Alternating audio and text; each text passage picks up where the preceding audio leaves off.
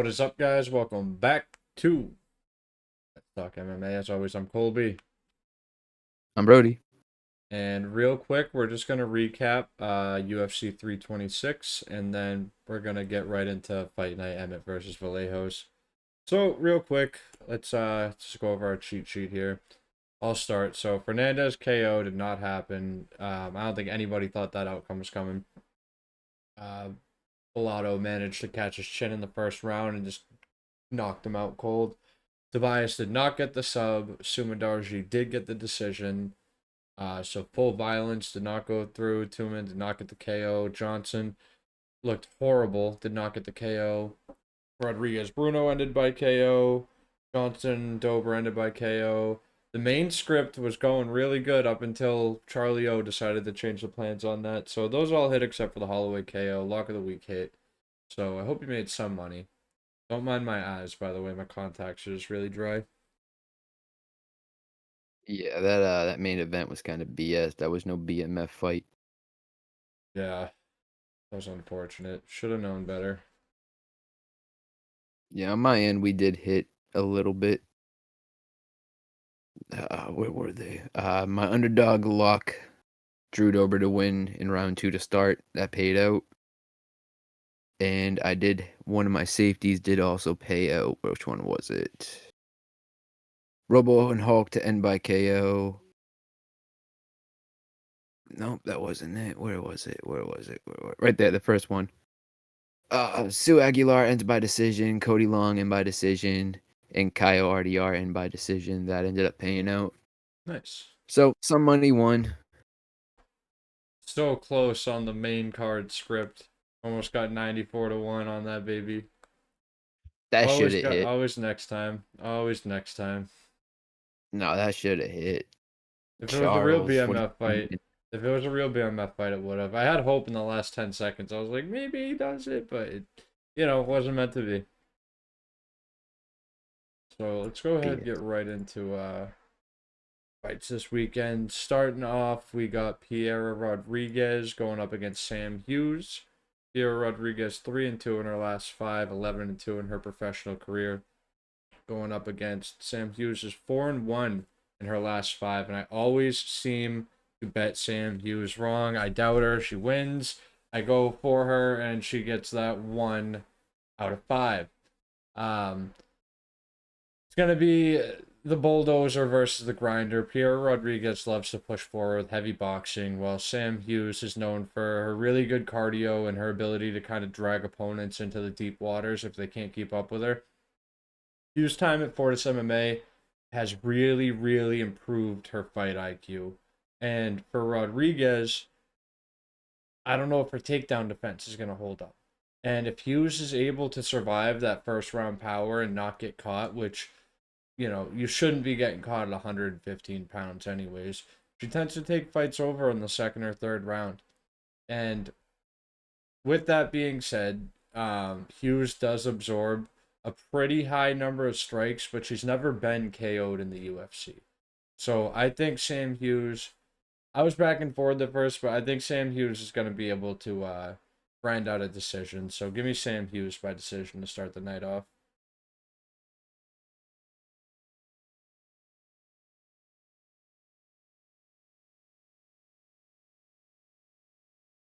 I can't hear you, Brodie. You're muted.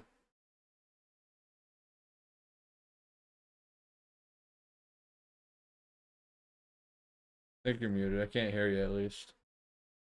You hear me now? Yep. All right, that was so weird. All right, yeah, no, like the pick, respect the pick, agree with the pick. Pierre Rodriguez, 11-2 in her career, 4-2 in the UFC, 3-2 in the last 5, coming off a split decision win over Ketlin Souza. She's a nasty striker.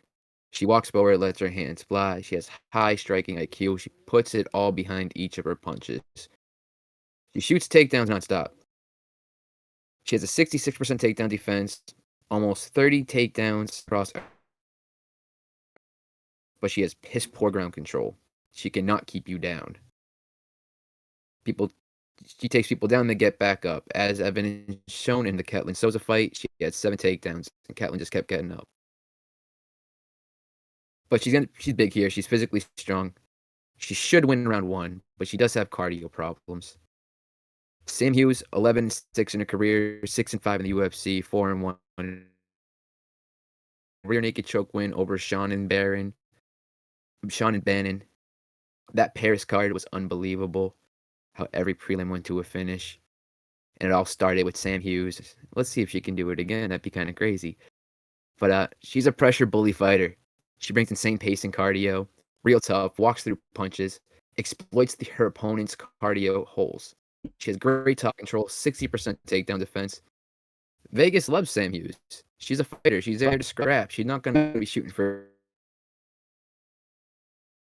She's built for 5 rounds. Definitely should win round 3. Your She's good audio's IQ. bugging out a little bit, Brody. It is. Yeah, a little bit. Second. You were coming through clear at the end there, but I just wanted to let you know before you said too much. All right. Let's hopefully that worked. She's calm on the ground. Touches before throwing her power. She will pepper you with a punch before throwing power behind it. Sam Hughes knows what she's doing.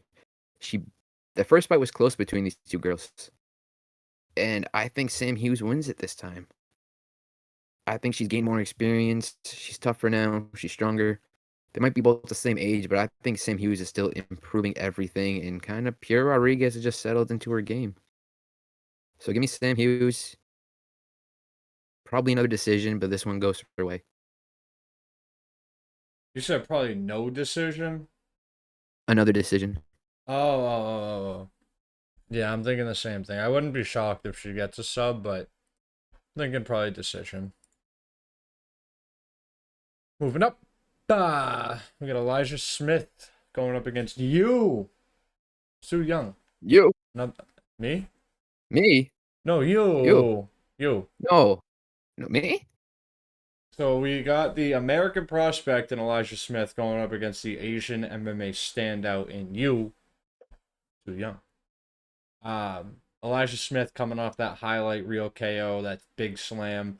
Su Young, he's a road to UFC vet. He's got really, really slick grappling. Forgot to mention Elijah Smith 5-0 in his last 5. Yu Su Young 5-0 in his last 5. 9-1 the professional career of Elijah Smith. 16-3 on the side of you, not me. You.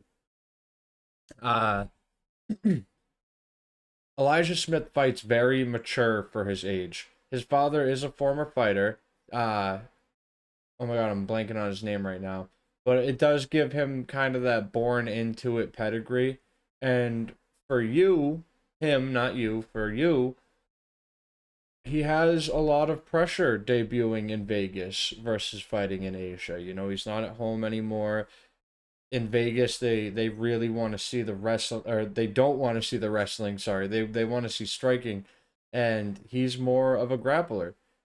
So I'm excited to see where this goes. I don't really rate regional Asian wins the same as UFC wins. So mainly for that, besides the age discrepancy, I think Elijah Smith is going to win this, and I think he's going to win by KO. By KO? By KO? You think I had Elijah that Smith right. is gonna KO you? You think he's gonna KO you? I think I forgot to send Well, you I this do one. too. Mm-hmm. Yeah, I think he was gonna get knocked out. You was gonna get Smith knocked has out. Keep talking to me like that. Smith's got a wrestling background. Great grappler. He has okay striking, but his hands are fast and powerful. He's been around MMA his whole life. That nasty KO slam in his last fight. This dude's entered rampage status already. You? Jiu-Jitsu? For someone with that kind of name, I didn't see a lot of jiu-jitsu coming out of him in his fight against Long, where he barely won. It's another road to UFC guy. Like you said, they're not great in the UFC. His best win is Long, Yeah. and he didn't win the fight. No, arguably lost that. And you can't rate that over clear KO wins in the UFC, you know? So you have to go with Smith here. You have to go with the knockout. Yeah. I'm sure he's probably going to be a huge favorite, too. I haven't even seen what the odds are yet, but I'm sure he's a huge favorite. He probably will be. Yeah. But All no, I right, like the so knockout. yeah, both on the Smith KO. You can take this one, Brody. All right. We have Beatrice Mesquita. Mesquita? I don't know. Versus Montserrat Rendon. Bia 6-0 in her career, 1-0 in the UFC, 5-0 in her last five, coming off a round two rear naked choke win over Irina Aliskeva. Montserrat Rendon, 7-1 in her career, 2-1 in the UFC, coming off a split decision win over Alice Pereira. No Not relation. related to her. Yeah, there's no No relation. relation. Before we all get out of control here, no relation. You're thinking of Rendon, Aline Pereira. Aline Pereira. Rendon is a grappler. Stiff striker on the feet, throws a jab and then will shoot a takedown. She has a nice tight guard, good clinch work, 100% takedown defense, but she Not has for fought long. poor competition. She's tough, she's durable, she's a Vegas favorite here. She drops her hands. She's very hittable at about 3.5 strikes per minute she takes. She's massive for the division, but she's very slow. She will turtle up on her back. On the other side, Bia, she's a UFC favorite. One of the best female BJJ practitioners out there.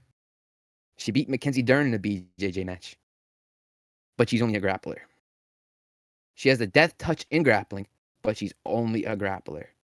No striking, no wrestling. She's the female version of Buchacha, is what I like to say. She's training at ATT. Huge advantage on the ground, not denying that. But there's also no drug testing in BJJ tournaments. There will be here. She did lose to No. Juliana Miller in Strikeforce. Oh. The great Bia Mesquite lost to Juliana Miller. But sub wins always lie for her. I don't like that she lost to Juliana. I don't like that they're building her up to be like this great, biggest thing to come next in women's MMA, like they kind of did with Buchecha for the heavyweights. I don't like it. And I think she's going to get touched up by Rendon.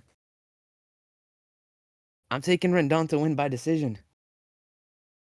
I can't agree with you on that one, brother. I do see where you're coming from, but I feel like, I will say Beatrice does not have good wrestling, but she does have pretty good judo. She has pretty good trips. Sorry, my contacts are so dry. She's got really good trips. And if this fight hits the ground, the second it hits the mat, she's going to be trying to latch up submissions. And I don't think that 100% takedown defense is going to hold up through this fight. I think Beatrice is going to have her way with her. I think she's way stronger than Montserrat. And I think as soon as she crashes in and closes the distance, she's going to be able to get this to the ground. And I'm going to be taking the submission in the first two rounds, Beatrice Mesquita. So opposing sides. I do see where you're coming from, though, but I also don't like the Juliana Miller loss. Not a Moving up. bad loss.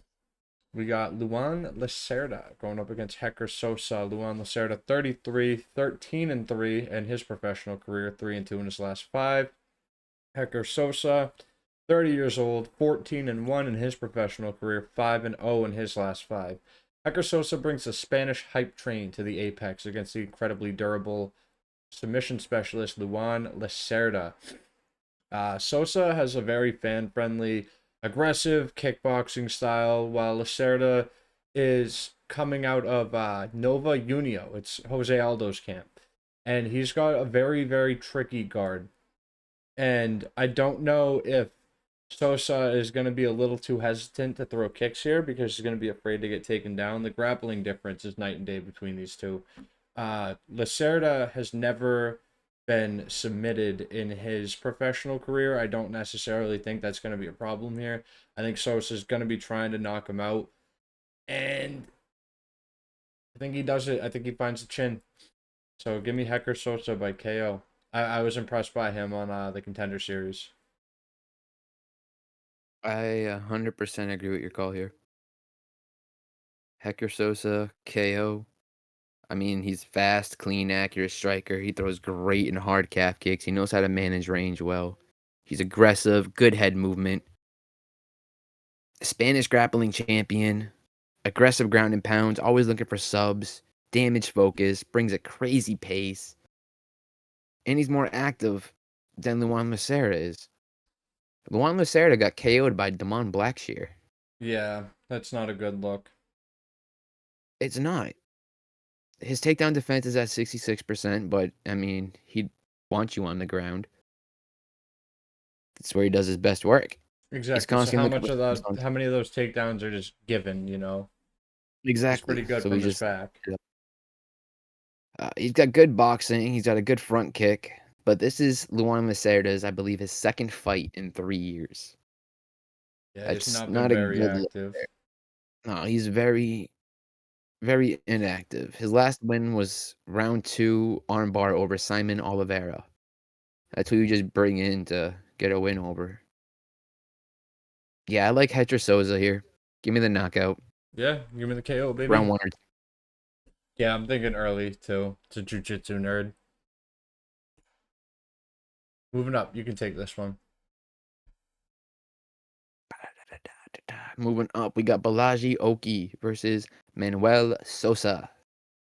Balaji Oki, 10-3 in his career, 2-2 in the UFC, 3-2 in his last five, coming off a round two TKO loss to Mason Jones. Manuel Souza, Manuel? Manuel. It's Manuel? Manuel. That's an Mnoel. Yeah, Manuel. Oh, I thought that would be a U. All right, I think it's just Manuel. the Brazilian way of spelling it instead of like the Spanish Mexican way of spelling it. Okay. Manuel Sosa, 13-1 in his career, 4-1 in his last five, making his UFC debut, coming off a round three KO win over Christian Perez on the Contender Series. He's a nasty striker.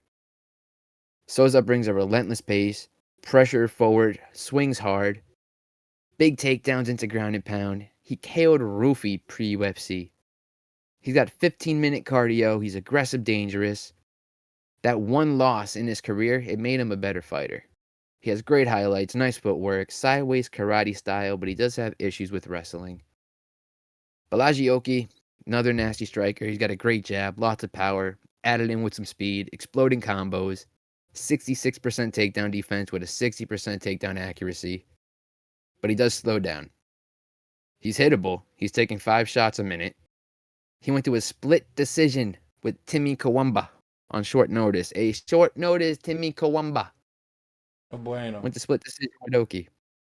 He's got a big right hand, very aggressive, freak of an athlete, but low fight IQ, very bad cardio. He's a round one fighter or bust in my eyes.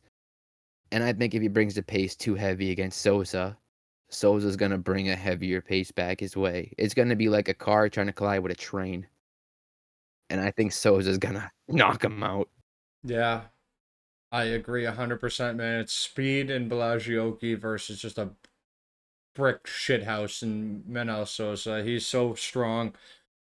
He's so durable. Like you said, his cardio's great. He's so fast. He puts together combos so well. I I mean I do see a path to victory for Bellagio, which would be catching his chin, but I feel like anything Bellagio's good at, Manuel is just a little bit better. So same thing. Give me Sosa by KO under 1.5. Absolutely. Probably the first round. I think it goes over. You think it goes over 1.5? I think Beloki tire. I think Oki's gonna tire out after round one, and hopefully Souza didn't empty out his gas tank in the first round too. He won't. Because if they both start just throwing wild, it's gonna be a sloppy fight to It's start gonna be a with. But don't if blink one's fight, that's wild, for sure. oh dude, I hope not. Between the two of them, they have like a 70% finish rate. That's true. It's across 24 fights. I just think 16 it of goes those have over been for some finishes. reason. Call it a weird feeling, but I think Souza gets a KO probably round three. when Oki's fully gassed out. We will see. But I'm definitely going Sousa KO with you. Moving up. Can't believe this isn't the co-main event. I don't know what those two women did to get co-main over these two. We got Chris Curtis, 2-3 in his last five. 38 years old. He's 32-12 in his professional career. He's got a lot of fights under his belt. Going up against Miktabek Orolbai, 4-1 in his last five. 15-2 in his professional career. 28 years old. Chris Curtis. So we got the action man Chris Curtis against the Kyrgyzstan workhorse Miktabek, and Chris Curtis has a very elite Billy Shell style boxing defense, and he's got fantastic takedown defense. Orabai, he's a relentless chain wrestler. So regardless of if Chris Curtis stuffs a takedown, which he will, Orabai is going to be there ready to blast another one and another one and another one and another one. And he is so strong. He is so unbelievably strong. So I feel like no matter what, Chris Curtis got what, 80% takedown defense? I don't have it up in front of me, but I know it's high. 82. 82%, yeah. I think we're gonna see that break under the 80s this time because I think Orova is gonna keep taking him down. I think he's gonna keep getting up, but I think there's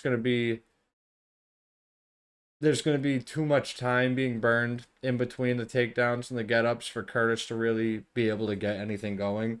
I don't see him getting his hands going until maybe the last 10 seconds of each round, and I think we're gonna see Orolbai. I don't want to say it's gonna be a boring fight. I feel like that's definitely Orolbai's path to victory would be making it a boring fight. Because Chris Curtis is definitely live to piece him up on the feet a little bit. He's a really good boxer. But I think we'll see Orolbai kind of just chain wrestle, burn time, keep control time, keep the center of the octagon, and get a pretty clear decision. I I agree with you there 100%. I think Orobau's gonna win. I think he's gonna get a clear decision. I just wanted to see one thing real quick because you're right, Chris Curtis is gonna get taken down here. It's just how many times I just want to double check to see how many times Brandon Allen took him in their fight because we know Allen's getting takedowns. We know that ain't gonna. Let's see. In a 5-round fight, Allen got 6 out of 13 takedowns. Allen's a great grappler. Orabai's second to none. Uh, I think Orabai has better control. I can't even say that because RDR just sucks on the ground actually. So no, I think Orabai might have better control than Allen here. Orolbai has good control, but Chris Curtis also just has fantastic get up. True, true. He does. He does. He does. He There's does. there's not a world where Orabai gets him down and Curtis stays down for an entire round. No You're right. way. Just had to double check it. You never know. But we got isn't Chris Curtis former 185 or two, right? I think so, yeah. And Orabai former 155er. Yeah. So we got a I bigger don't know man versus a how I lighter don't know man. how Orabai was making 155. He's a big boy. Orabai should be able to get the takedowns here with that amazing technical chain wrestling he does. But Chris Curtis, man, he just makes things so weird. I know, Every he's so fight good. so, I so hate betting weird. against him. I love the way he fights. I like his stance, that weird Popeye stance. I will say, Orabai did hit me my last leg on my parlay the last time he fought when he fought Jack Hermanson, and I won like $1,300 off of or it was 1,100 off of 13 or 1,300 off of 11. It was one of those, but he won me a shit ton of money when he finished Hermanson. And people were like, "Oh, he's not gonna finish Hermanson." I was like, "What the fuck are you talking about? He's not gonna finish We're Hermanson." in Vegas. Eh? Orabai, if you don't do nothing with takedowns, they're not gonna mean anything. If he's Um, constantly just taking him down, we're in Vegas. If Curtis is lighting him up still and Orabai's just getting takedowns, not doing anything, Curtis could win No, this. no. Or Orobai won't not do anything with him. He'll ground and pound. He'll punch while he's trying to get the takedowns. I've been back and forth Yeah. all week on this. I'm gonna send it. Or by decision. I'm gonna stick with you. I'm gonna lock it with you. You don't I'm have to locked if in. if your gut's telling you Curtis. I don't want to hear He just makes things weird. it. It's hard to bet with him or against him because every Yeah, fight is so weird with Curtis. I think yeah. his last 2 or 3 went to split decision. So you never know. But Didn't they I'll call stick when with he you. got Or KO'd by. too? They called it like at the five It minute was marker of the third round against Roman Kopylov. Kopylov. That was Yep, bullshit. That was that was. bullshit. They were like All he it's did was over. take a knee. He didn't even go down. Yeah, I know that was bullshit. All right, or by decision. Moving up, we got the old guards. Brad Tavares going up against Eric Anders. Brad Tavares 2-3 in his last five. Eric Anders 3-2 in his last five. Both 38.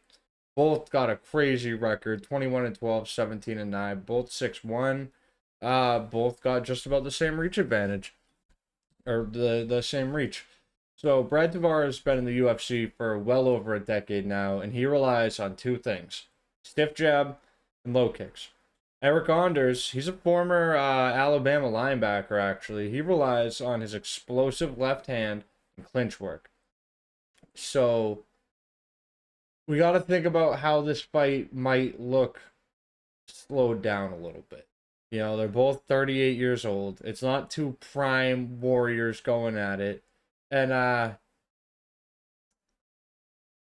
don't know. I was very back and forth on this one for a while. So I will mention Tavares has the most decision wins in UFC middleweight history.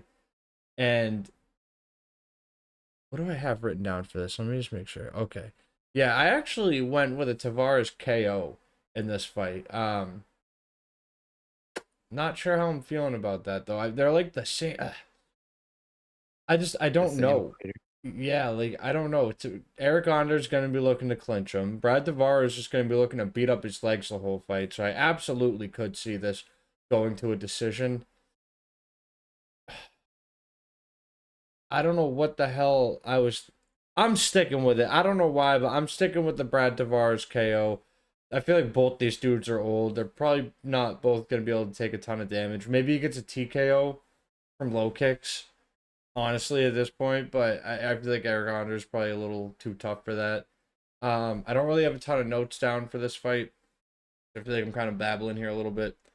But fuck it. Give me Brad Tavares by KO. I don't know why I'm going with it, but I am.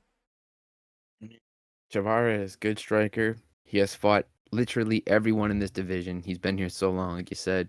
He has an 81% takedown defense. He's one of the most well-rounded guys, but his chin's on the decline. He has 15-minute cardio, but he was KO'd 3 times in his he was KO'd 3 times out of his last 5 fights. He throws a great calf kick on orthodox opponents. Anders is a southpaw. That calf kick is not Oh, going to is be there it? I for him. got that wrong. I wrote the wrong thing for that. And I will say this, though, about Brad Tavares. His mindset is he is here to fight and kick ass. He has not left the UFC octagon mindset. He's still there. Anders, athletic grappler, competing in multiple sports. He's a national football champion. His hands do stay low. He moves forwards and wants to get into the clinch, but he needs to control the pace of this fight because his chin could also be gone after CLD just sent him to, dude, That was bad. That was yeah, bad. That was really bad. dude, he sent him off this planet with that. But he's slowing down with his age. We got 2 old men here. Anders is a brown belt in BJJ. He does have powerful hands. He doesn't cut the cage off well, though, and he's been training out of his own gym. To me, this is a Never coin good. flip. Yeah. It really is, because both these guys are just. I feel like Anders is more on his way out than Brad is, but Brad's chin's more gone than Anders. The coin says Anders. I'm going Anders. Being honest, the coin says Anders. Give me Anders by decision. I think he'll have a good round Probably. 1, round 2, and Tavares will start touching him up in round 3 when he gets gassed out. Yeah, another Yeah. 50-50 fight. I'm not betting this fight. I'm just saying that right now. I'll throw it in a full card just for sake because I do religiously every time I throw up a full card for $1.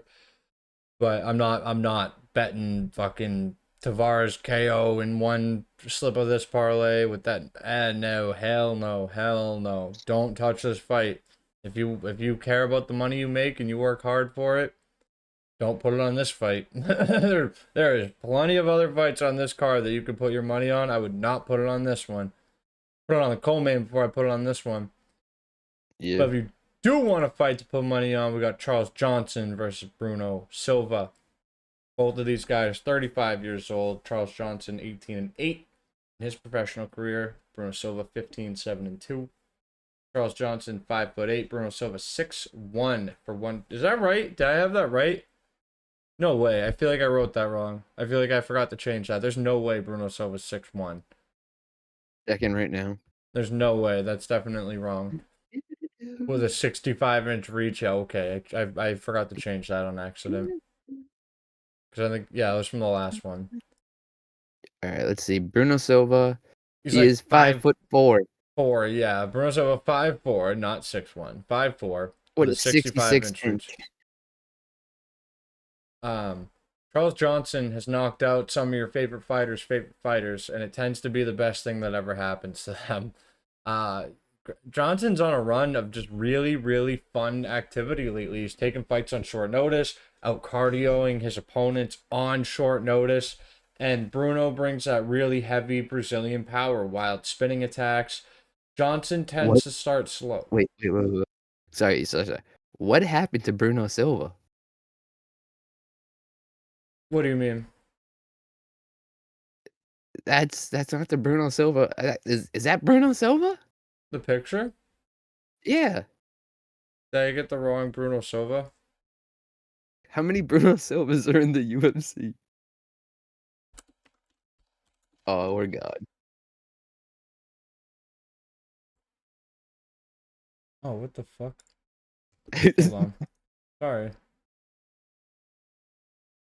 Half asleep here, guys. Sorry. Are there 2 Bruno Silvas in the UFC?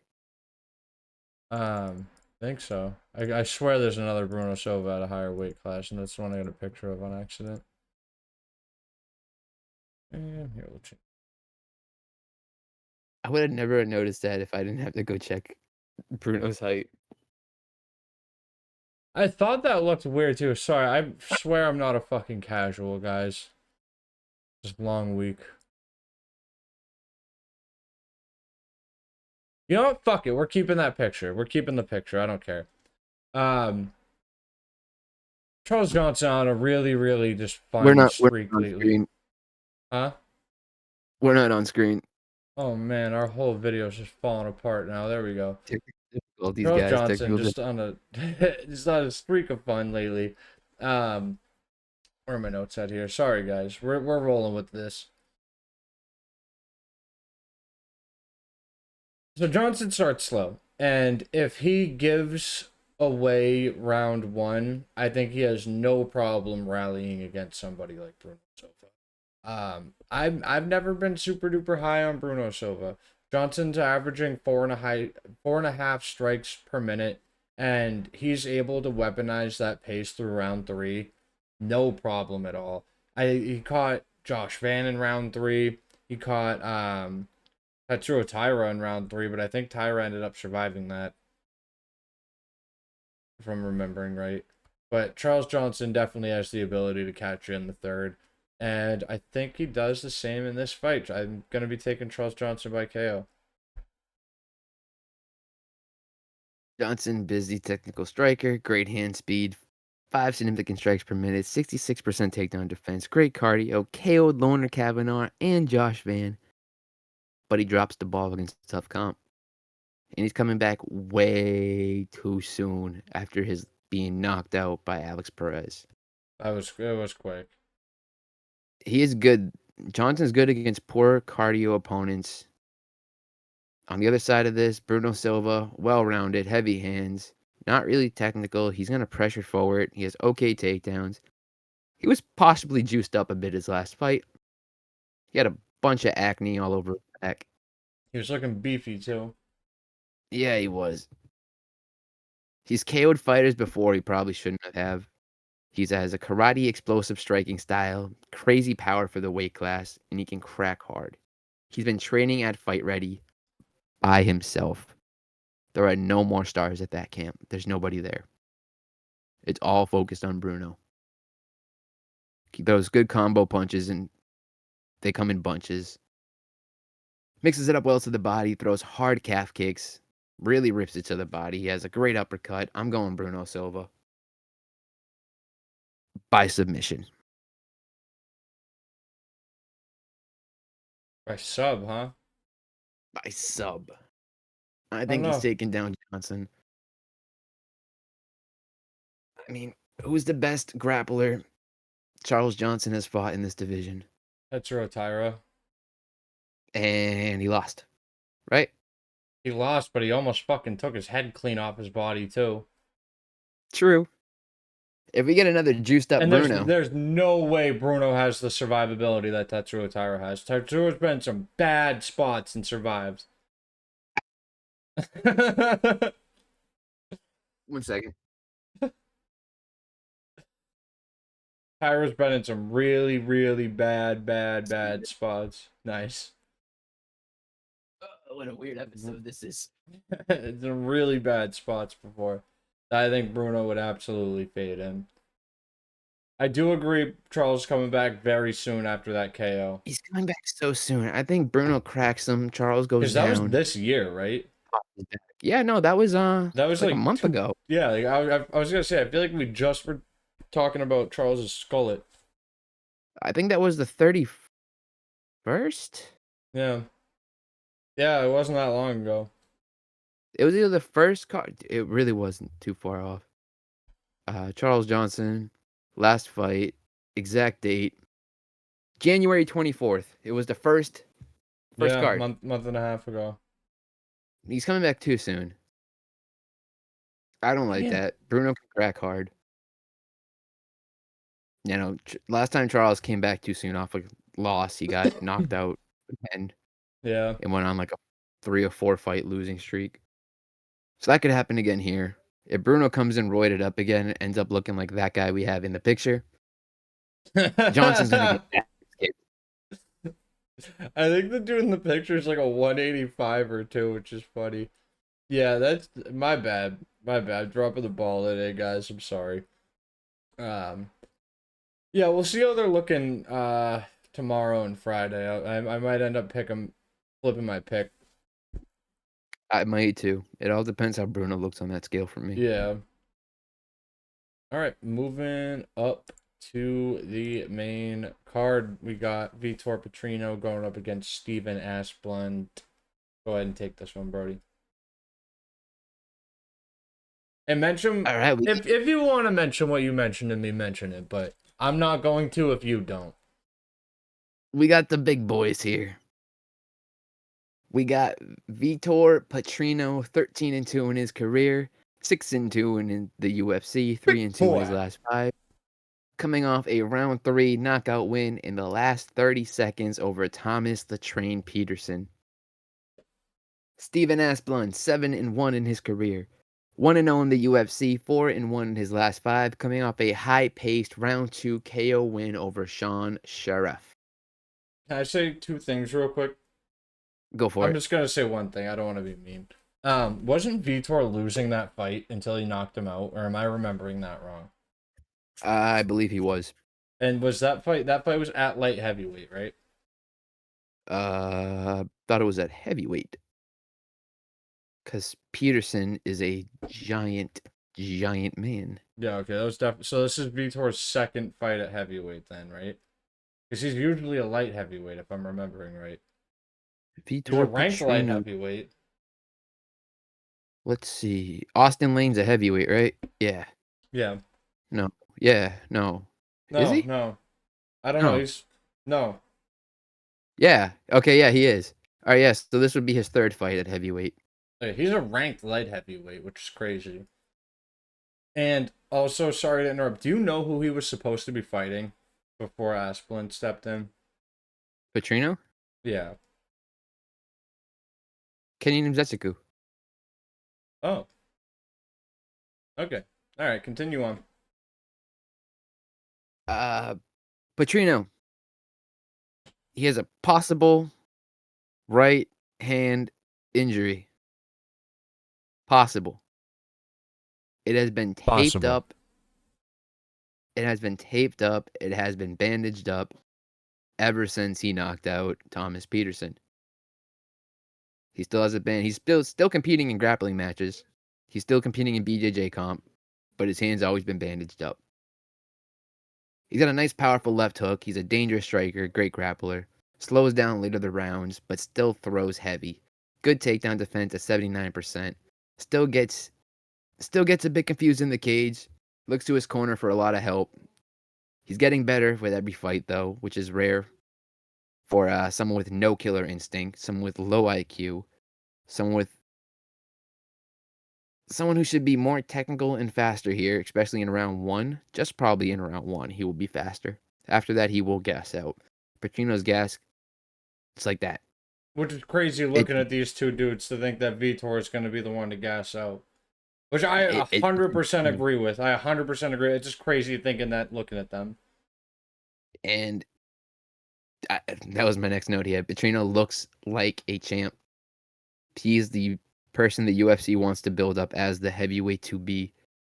But he's a mental type of fighter, and when his gas goes, his mind starts to go, and Just like doesn't look Almeida. good for him. Almeida looked the Yep. part, but he couldn't act the part. Too many people Yeah. look the part and they can't act it. They're just not confident enough in their ability. On the other side, Steven Asplund, former 500-pounder. He fell in love with MMA, lost the weight. He has amazing cardio for this weight class, which, I mean, he was carrying around another person all the time. So, yeah, he should have great cardio. And it's insane how good it is. He throws incredible volume, lands about 20 significant strikes per minute. This dude's tough and durable, and he's always touching you. He landed 170 significant strikes on Sean Sheriff in only a round and a half. Beat the shit He's out of proven him, power. dude. He's always moving forward. Great elbows and close. He has good recovery. He's fluid and fast, which is rare for a man who looks like that. Give me Steven Asplund. Give me the KO. And it's probably coming in rounds 2 or 3. So I'll take the over 1.5 probably, but we'll see.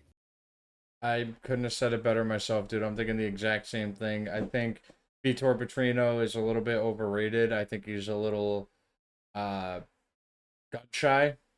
I think he's not smart. He does not have killer instinct. We've seen that. We've witnessed that multiple times now where he could have ended a fight sooner than he did, or he could have ended a fight in general and didn't. I will say he does have a 100% finish rates in fights where he's able to get a takedown.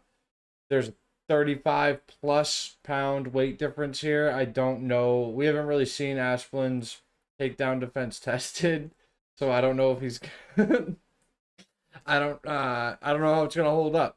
If Vitor gets him to the ground, I do see it being very hard for Asplund to make it back up. I don't think it gets to the ground though, and I'm honestly basing a lot of this prediction off of the hope that Vitor's hand is injured. But give me the Stephen Asplund KO as well. I think in the second round he's really gonna shine. He's really gonna pick up the pace. And I think he's just gonna have too much forward pressure for Vitor to even get anything going. I think Vitor is going to be shooting for takedowns, panicking, but I think it's going to be too late. So give me the Asplund KO. Big underdog, probably. Moving up, poor Harry Hardwick, man. Got Marwan Rahiki going up against Harry Hardwick. And Harry Hardwick had a hell of a debut, man, getting TKO'd by leg kicks. Harry Hardwick, he's a gritty, technical kickboxer. People thought he was going to do a lot better in the UFC than he has so far. And Marwan Rahiki, man, he's like a buzzsaw. So much output. And, you know, you can act like all of Harry's experience in Europe is really going to pay dividends here, but it's clearly not. His debut, he got TKO'd by leg kicks. He's clearly not going to be that hard for people to figure out and pick apart. He's tough. I'll give that to him, but Rahiki's pressure is historic. If we want to talk about regional scenes, historic. Harry Hardwick's got a high striking defense. He doesn't have a high leg kick defense. He doesn't have a high. I don't know. I don't see a path to victory for Harry here. I think Marwan is going to just walk him down and have absolutely no problem breaking him apart. So Marwan Rahiki KO has to be the pick here. It just has to happen. 100% agree.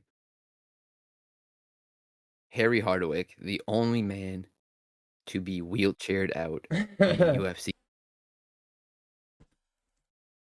Kawe Fernandez throws incredibly hard calf kicks, and Harry Hardwick stayed heavy on his front leg. That's what did him in his last fight. Harry's still going to stay heavy on that front leg. Rahiki's still going to probably blast it. And then after he does that, he's going to do some spinning wild stuff and probably catch Harry with something he didn't see coming. Yep. I'm thinking like a spinning elbow. Yeah, could see it. I think he knocks him out with a spinning elbow, and then Harry's standing there like, oh, fuck. I mean, these Cage Warrior guys. Well, he was a Cage Warrior champion, right, Harry? Yeah, Cage Warrior champion. These guys aren't the greatest level. No. And when they get someone who's at an actual UFC level, they end up crumbling, as Harry did to Kawe. Literally and figuratively. So give me Rahiki. Give me the monkey guy from Lion King. KO. Yeah, man. KO. Said it perfect. Sorry, Harry, but it has to happen. You could take this one, Brodie. Andre Fili versus Jose Delgado. Andre Fili, 25-12 plus 1 no contest in his career, 13-11 plus 1 no contest in the UFC, 3-2 in his last 5. Coming off a split decision win over C-Rod. Jose Delgado, 10-2 in his career, 2-1 in the UFC, 4-1 in his last 5, coming off a decision loss to Nathaniel Wood. That Philly, was a crazy fight. If you guys didn't see that fight, you need to go watch it. That was a crazy fight. That was a crazy fight. I remember betting Jose Delgado and then live betting Wood. I was like, Brodie! He's still a dog! That was a crazy fight. Just had to throw that out there. Give credit where credit's due. Philly, vet, well-rounded, high-level wrestling, slick boxing, random moments of power, but he's hittable. He gets hit with about 4 strikes a minute. Takedown accuracy is at 45%, and he's getting about 2 takedowns a fight.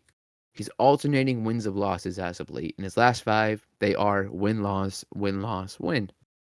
I can only believe it's going to be a loss here then, right? He's a round 1 moment fighter. Every fight, he has a great round 1. Usually he screwed up against Costa. He screwed up big time against Costa. But the longer the fight goes, the closer it gets, and the farther Philly gets from getting the win. But he should have a wrestling advantage here. On the other side, Jose Delgado, he is a rangy striker, uses kicks to manage his range well. He works well inside the pocket as well. He has power. Good bob and weave movements, almost like he's a Mike Tyson kind of in there. He has a 60% takedown defense, great spinning attacks, all finishes. 100% finish, Rand. Dropped Wood his last fight.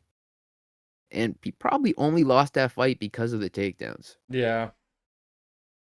But he's a Vegas favorite. He's a UFC favorite here. He has 15-minute cardio. He should be faster. He should be sharper on the feet in this fight. He's training at MMA Lab, and the stuff that whatever they put in the water there is insane. It's peptides. Trust me, it's peptides. Jose Delgado is a little chinny. He was rocked by Wood, and he has been rocked by some regional fighters, but no one's ever knocked him out, I'm pretty sure. Yeah, both his losses come decision. So I have to go with Delgado here. And I'm gonna take the decision. Decision. All right. I will say Andre Fili does have almost twice the amount of UFC fights than Delgado has professional fights, so he's no stranger to the octagon. He's no stranger to things going awry in there. He's definitely going to be looking to mix in the wrestling, and I think that experience factor is going to be the real, you know, what if he's able to get those takedowns or not. I think Delgado is going to have no problem keeping this on the feet. He's 8 years younger. He's a lot faster. He's a lot stronger. I think Delgado is going to finish him. I think Delgado is going to knock him out. Like you said, Delgado hits so fucking hard. Sorry, I didn't mean to burp in the mic there. So many beautiful combos, spinning attacks, and I feel like Philly's just slowing down a little too much. I won't be shocked if Philly makes it to a decision. Very durable, very tough. He's like a gatekeeper to the elite at 145. So if you're going to be something in this sport, you have to be Andre Fili. And if you can do that in incredible fashion, it'll skyrocket you. And I think Jose Delgado is going to get it done this weekend. So give me a Delgado by KO. The last two people to knock out Andre Fili were Danny Ige and Joe Anderson Brito. I think I can see a Delgado is going KO to be the happen. third.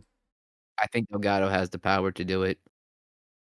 I just think Philly's vet savviness is gonna keep him safe for 3 rounds. He's still gonna lose the fight, but I just think it's gonna go all 3. Yeah. I'll probably end up betting the decision, but my pick, I'm going to be going KO. Moving up. You can take this one. Umar Sy versus Ion Cutelaba. Umar Sy, 12-1 in his career, 3-1 in the UFC, 4-1 in his last 5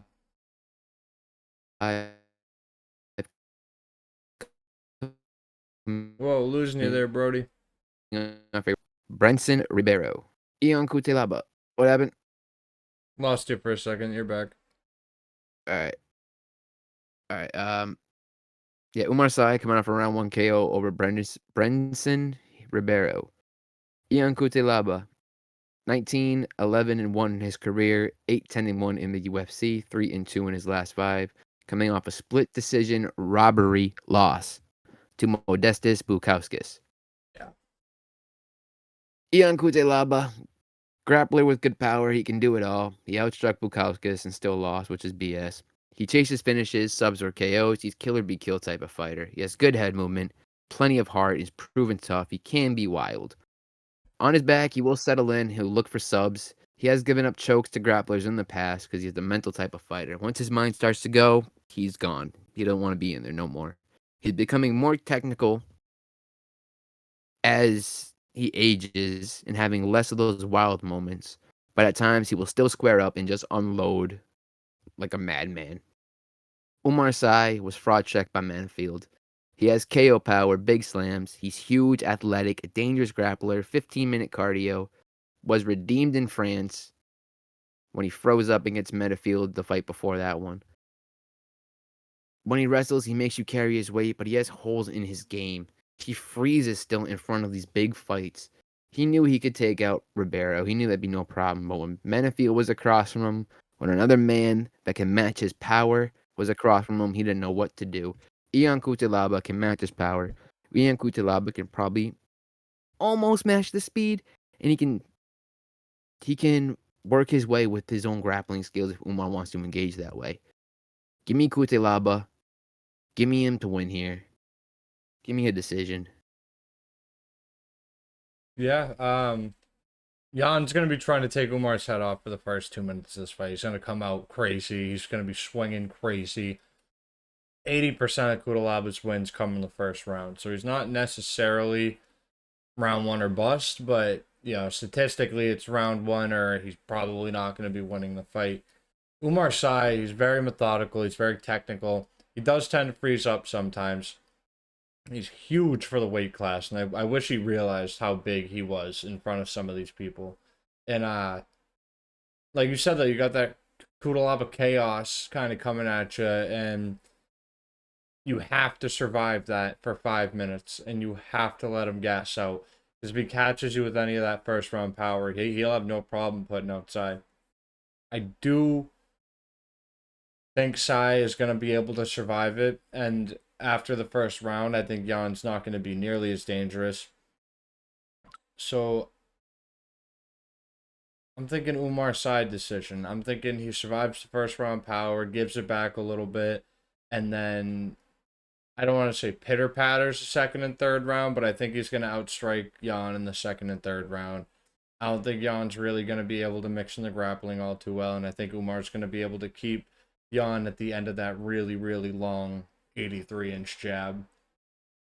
But we'll see. It's definitely, in my mind, it's another coin flip fight. I do tend to bet Jan wrong a lot. I was telling you that earlier. I like him a lot. I just tend to bet him wrong. So we'll see.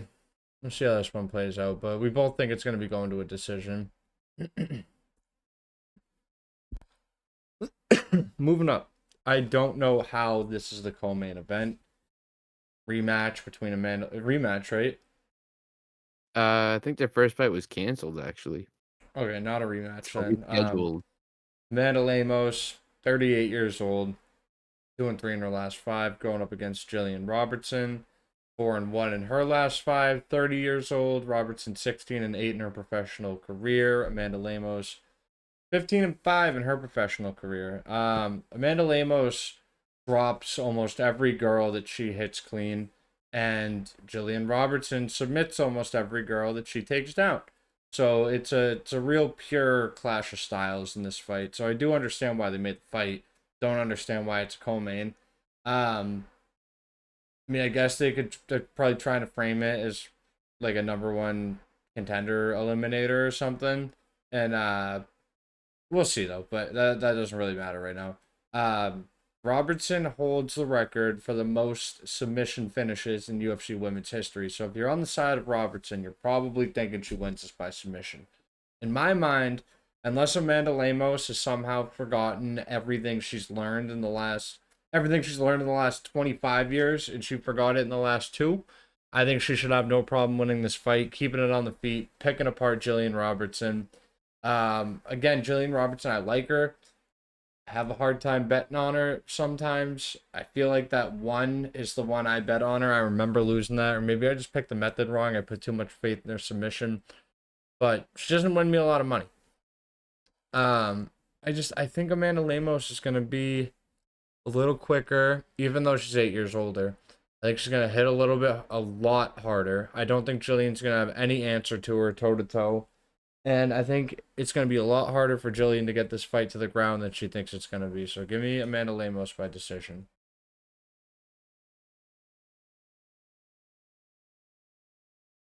I'll be right back to it. I just got to grab a drink. He said Lemos decision. Let's start with Lemos. Amanda Lemos, Muay Thai striker. Fast hands with good power. Good takedown defense at 62%. She likes to keep at range. She has good BJJ. She can lose scrambles to chain wrestlers. But she's been at the top of the division for a while. She's a Vegas favorite. Fought the best of the best. Defended 9 takedowns against Tatiana Suarez. Tatiana Suarez is supposed to be the best wrestler in this division. The best grappler in this division. She defended 9 of her takedowns. She's a tight squeeze. She'll jump Gilly like she's Dustin Poirier. She's a good counter grappler, but still struggles with grapplers. She's hard to KO. She does take a lot of risks.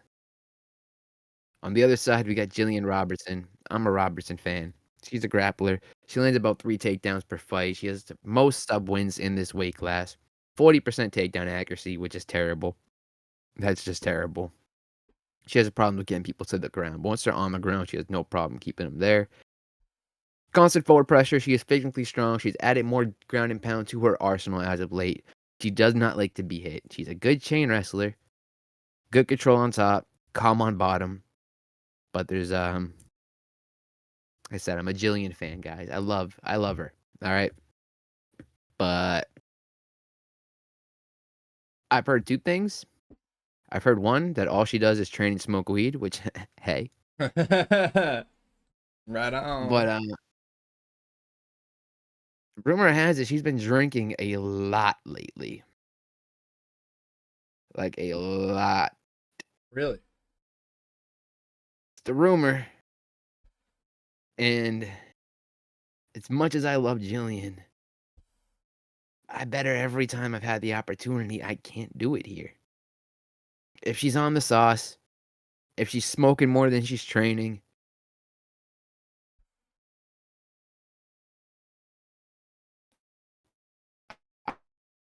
I think Lemos will keep it on the feet and touch her up. Yeah, she's been smoking a lot. She might gas out. Yeah, she could. I don't know. I think Lemos keeps her on the feet, touches her up for 3 rounds. Jillian tries to just keep clinching against the fence, can't get her down. We're going to be in Vegas. Judges ain't going to score the clinch work. They're going to score the striking that Lemos is going to be landing up against the cage. Yeah, give me Lemos by decision. Yeah, they must by decision. I like it. I'm very surprised that we're agreeing on that, honestly. I did not think that I'm you a were big, going to be taking Robertson. I mean, taking I'm a Lamos. big Jillian fan too. I wanted to take I her, but I know. can't here. I wanted to take her two at first, but I was like, I feel like Things this is I'm one of the hearing. rare times where an 8-year age gap does not matter. This is let me check something real quick too with Lemos. Is she alternating wins and losses? I don't have it in front of Loss, me. I'm not win, sure. loss, win, loss, win. Yeah, she is. She's been alternating wins and losses since 2022 in her fight against Marina Rodriguez. Then she lost to Wei Li, beat Mackenzie Dern, lost to Verna, beat Yasmin Lucindo, lost to Tatiana Suarez. Now she beats Jillian. Yeah, you should. I mean, if she can defend 9 takedowns too from Tatiana Suarez, she can Who defend has takedowns way from Jillian. better takedowns than Jillian Robertson? Yep. Yeah, give me Lemos decision, probably 30-27. Moving up to a fight where I do think the age gap matters. 17-year age gap between Josh Emmett and Kevin Vallejos. Josh Emmett 19-6 in his professional career. Kevin Vallejos 17-1. If you don't know where that one came from Gene Silva. Kevin Vallejos has been tearing his way through this division looking for that fight. Unspoken, but he's looking for that fight back. He wants to redeem that. And I want to see it, man. I don't think Josh Emmett's going to be the one to stand in the way of that happening.